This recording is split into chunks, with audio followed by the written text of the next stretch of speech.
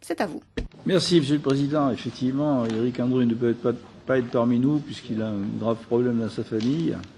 Et donc, je vais vous lire le projet d'avis qu'il a lui-même écrit. Il dit « L'agriculture est incontestablement la partie la plus sensible de ce projet d'accord.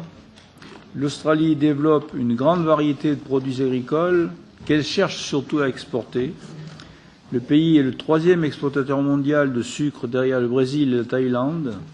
L'élevage, qui bénéficie de conditions naturelles de production très favorables, repose surtout sur une production de viande bovine et ovine, dont près de 60% est destiné à l'exportation. L'Australie est le 2e exportateur mondial de viande bovine derrière le Brésil.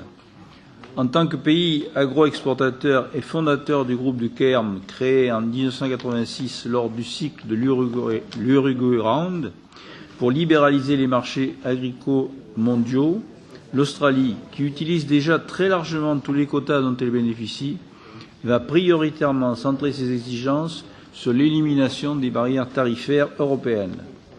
En agissant ainsi, elle tirera un bien plus gros avantage que l'Union européenne à conclure un accord commercial qui lui permettrait de toucher 500 millions de consommateurs européens, alors qu'à l'inverse, les intérêts de l'Union seraient limités à 23 millions de consommateurs australiens.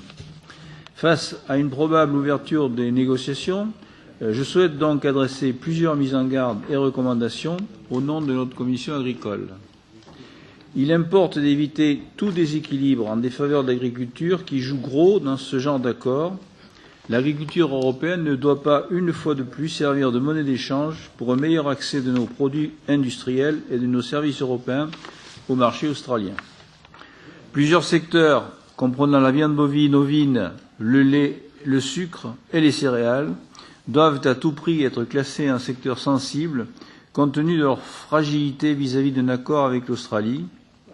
J'ajoute que pour les plus sensibles d'entre eux, comme la viande bovine et ovine et les sucres spéciaux, lesquels intéressent particulièrement les régions ultrapériphériques, l'Union européenne doit impérativement s'abstenir de prendre tout engagement.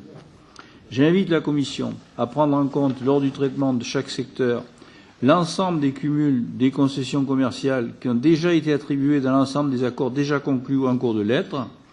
Je convie aussi les négociateurs européens à prendre en compte les conséquences du Brexit, notamment d'un marché communautaire réduit sur les concessions qui pourront être accordées à l'Australie. Si l'accord il ne devra pas seulement porter sur le seul volet tarifaire. L'Union doit livrer bataille sur les aspects non tarifaires, comme certaines barrières techniques sanitaires, mais surtout protéger efficacement ces indications géographiques sur un marché de niche et sans laquelle l'accord ne doit nullement être envisagé. Voilà l'avis d'Éric Andrieu. Je vous remercie. Dziękujemy.